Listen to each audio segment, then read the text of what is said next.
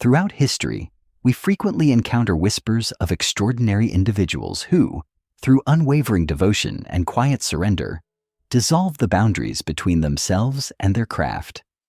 Consider the ancient legend of Elian, a master archer from a forgotten era, whose greatest lesson came not from tightening a bowstring, but from loosening his mind. As a young apprentice, Elian was consumed by a burning desire to never miss his mark. He sought out an old, reclusive master living high in the misty peaks. For years, the master refused to let Elian touch a bow. Instead, he made the young man sit by a rushing river, instructing him only to watch the water flow around the jagged rocks. Elian grew deeply frustrated. He wanted to shoot. He wanted to conquer the target. He analyzed the wind, calculated the tension of the wood, won and obsessed over the perfect stance. Yet, whenever he secretly practiced, his arrows flew wildly off course. His mind was a storm of calculations, and his body was rigid with the desperate need to succeed. One crisp autumn morning, the master finally handed Elian a beautifully carved wooden bow and a single arrow. He pointed to a tiny trembling leaf on a branch hundreds of yards away. "Do not aim at the leaf," the master whispered, his voice as calm as the morning breeze. "Aiming is an act of the ego. It is a demand placed upon the world. Instead, you must become the wind, become the wood, become the distance. Let the arrow release itself." Elian drew the string back. He tried to calculate, but the wind was too erratic. He tried to force his focus, but his arms trembled. Finally, overwhelmed by the sheer impossibility of the task, he simply gave up. He stopped trying to be a great archer. He stopped caring about the leaf. He just breathed in the cold mountain air, felt the smooth wood against his palm, and in that moment of complete surrender, his fingers relaxed. The arrow vanished into the mist and pinned the leaf perfectly to the tree. The master smiled and said, "When you stop trying to control the flight becomes a part of you." This is the flow state. It is a beautiful paradox. The more aggressively you hunt it, the faster it runs away. You cannot bully your way into flow. It only arrives when you finally drop the heavy burden of your own expectations. In this video, we will explore the deep psychology behind this elusive state, why our modern minds struggle to find it, and how we can gently invite it back into our lives. Let us transition from the misty mountains of antiquity to a much more intimate, personal setting. For as long as I can remember, my mind has been a relentless machine, constantly churning out thoughts, analyzing every possible outcome, and dissecting every past mistake. I have always been an overthinker, a prisoner of my own intellect, often missing the beauty of the present moment because I was too busy planning for a future that had not yet arrived. This mental habit became my greatest adversary when I decided, rather late in life, to learn how to play the piano. I did not just want to play simple melodies. I ambitiously set my sights on mastering Claude Debussy's Clair de Lune, a piece renowned for its delicate, cascading arpeggios and profound emotional depth. My piano teacher, a patient and observant soul, quickly diagnosed my primary issue. "Your fingers are not the problem," she would say, gently tapping the wooden frame of the piano. "Your mind is the problem. You are playing the notes, but you are not feeling the music. You are thinking too much." And she was entirely right. Every time I sat on the piano bench, my brain went into overdrive. I stared at the sheet music as if it were a complex mathematical equation that needed to be solved. I worried about the exact timing of the metronome, the precise arch of my wrists, and the terrifying prospect of hitting a wrong key. I wanted so desperately to play the piece perfectly that my forearms would tense up, my breathing would become shallow, and the beautiful flowing music of Debussy sounded more like a robotic, disjointed march. I was trying to force the beauty out of the instrument, and the instrument was stubbornly resisting my demands. Months passed, and my frustration grew into a heavy, suffocating cloud. I felt like I was hitting a brick wall. Then came a rainy Tuesday evening, I had just returned home from a deeply exhausting day.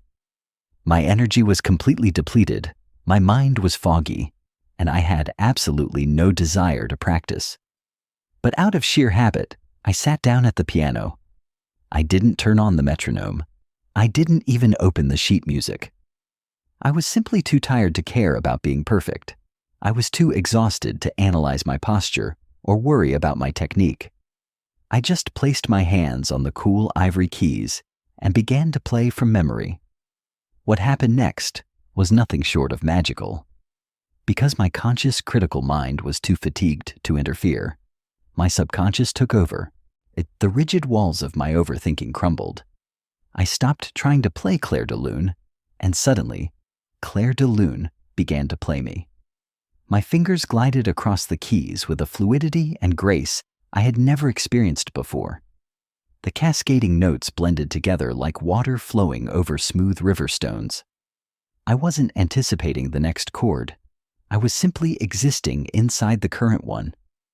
The music swelled and breathed, and for the first time, I felt a profound, euphoric connection to the instrument. I was no longer a student struggling with a difficult task. I was a vessel through which the music was pouring. When I struck the final lingering chord, I sat there in the silence, completely stunned. I had achieved the flow state, not by trying harder, but by completely giving up the effort to control the outcome. Oh, it was a visceral realization that true mastery resides not in the forceful application of will, but in the quiet removal of our own mental blockages. This deeply paradoxical nature of the flow state, where trying fails and surrendering succeeds, is not just a poetic concept. It is a well-documented psychological phenomenon. To truly understand the mechanics of this elusive state, we must turn to the pioneering work of the late psychologist Mihály Csíkszentmihályi. Through decades of rigorous academic research, Mihály sought to understand what makes an experience genuinely satisfying. He discovered that the most profound moments of human happiness and fulfillment do not occur during times of passive relaxation, but rather when a person's body or mind is voluntarily stretched to its absolute limits in a desperate effort to accomplish something difficult and worthwhile. He named this optimal state of consciousness flow. When we are in flow, our concentration becomes so intense that there is simply no cognitive bandwidth left to process anything else. The ego, the sense of self, and the relentless ticking of the clock all melt away. Action and awareness merge into a single seamless stream. It is the sensation the master woodcarver feels when the chisel seems to find the grain on its own, or what the seasoned surfer experiences when they become indistinguishable from the towering wave they are riding. However, Mihály also identified the greatest enemy of the flow state, also destructive mental conditions he termed psychic entropy. Psychic entropy is essentially a state of profound inner disorder and chaos. It is the exact opposite of flow. When we experience psychic entropy, our attention is violently fractured. Instead of being anchored in the present moment, our minds are scattered across 1,000 different anxieties. We ruminate on past failures, we agonize over future uncertainties, and we become paralyzed by an overwhelming influx of information. In our modern era, psychic entropy has become an epidemic. We live in a world that constantly bombards us with stimuli. Imagine trying to write a deeply philosophical essay while your smartphone buzzes with social media notifications, a news channel blares catastrophic headlines in the background, and your mind races with worries about an upcoming social event. This constant, relentless interruption of consciousness creates a chaotic storm within the brain. Multitasking, which modern society often glorifies, is a primary generator of this psychic entropy. It shatters our focus into tiny, ineffective fragments. Worrying is another massive contributor. When we worry, we are desperately trying to impose order onto the unknown. During my agonizing months of piano practice, my mind was drowning in psychic entropy. I was flooded with excessive information. The timing, the technique, the fear of failure, the desire to impress my teacher. I had only one true task, to press the keys and create music. But my consciousness was so disrupted by threatening thoughts that my effectiveness was completely impaired. I was standing squarely in my own way. The action was happening on the keyboard, but my awareness was trapped inside the suffocating confines of my own intellect. The flow state cannot exist in a mind cluttered with psychic entropy. It requires a clearing of the mental stage, a silencing of the inner critic, and a singular, undivided focus on the present reality. If the flow state is so easily destroyed by our own overthinking, and if we cannot simply force ourselves into it through sheer willpower, does that mean it is entirely out of our control? Is flow just a random, lucky strike of lightning that we can only hope to catch? According to Mihály's extensive research, the answer is a resounding no. While we cannot aggressively command the flow state to appear, we can absolutely cultivate the specific conditions that invite it to emerge. The emergence of flow is not a random accident.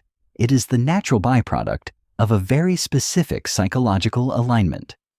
Mihály discovered that flow most reliably occurs when there is a perfect, delicate balance between the challenge of the activity and the skill level of the individual performing it.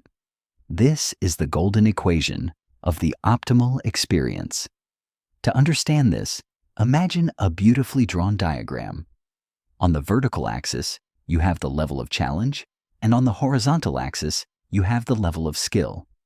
If you engage in an activity where the challenge is incredibly high, but your skill level is very low, you will inevitably experience severe anxiety. If you've never held a sword in your life, and you are suddenly thrust into a duel with a master swordsman, you will experience sheer terror and panic. The challenge vastly outweighs your capabilities. On the other hand, if your skill level is exceptionally high, but the challenge is incredibly low, you will experience profound boredom. The activity is too mundane to capture your attention. The magic happens in the sweet spot between these two extremes. Flow occurs when the challenge of the task is just slightly above your current skill level. It requires you to stretch, to focus entirely, and to elevate your abilities in real time. This is why video games are so incredibly addictive and effective at inducing flow. They are meticulously designed to increase in difficulty at the exact same rate that the player's skills improve.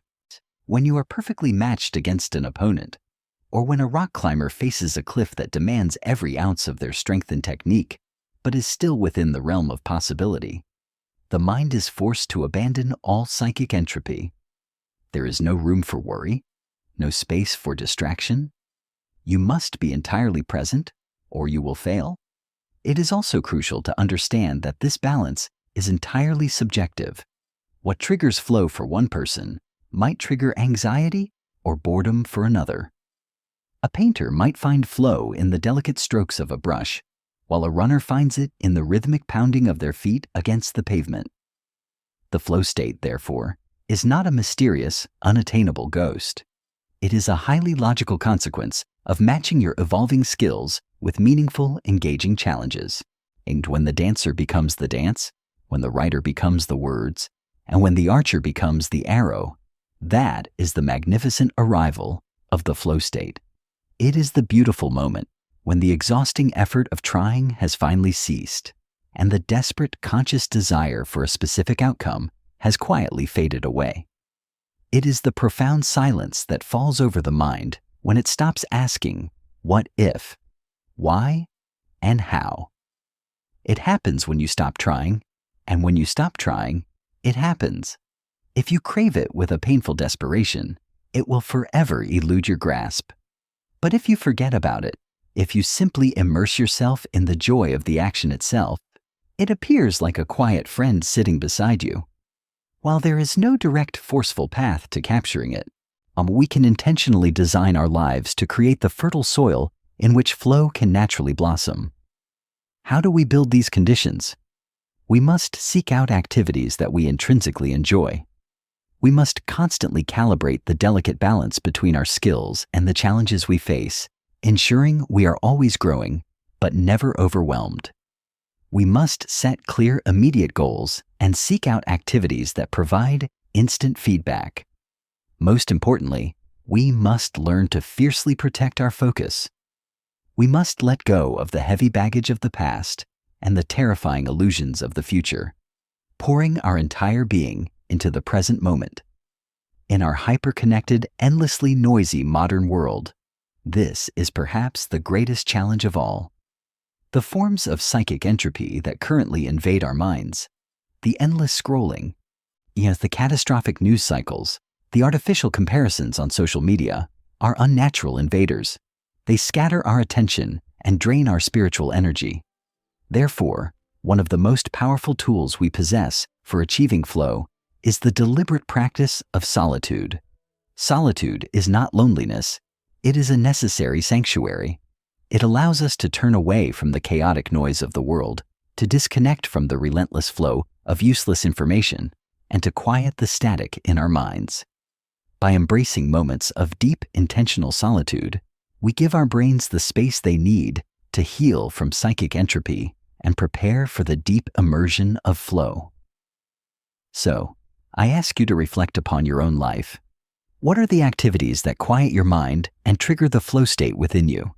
And conversely, what are the modern distractions that create psychic entropy and prevent you from finding that beautiful, effortless focus? Please share your thoughts and experiences in the comments below, as these reflections often lead to the most fascinating and enlightening discussions. If you are drawn to a more philosophical exploration of this topic, I highly recommend watching my previous video on the ancient wisdom of effortless action. Thank you so deeply for your time, your focus, and for watching.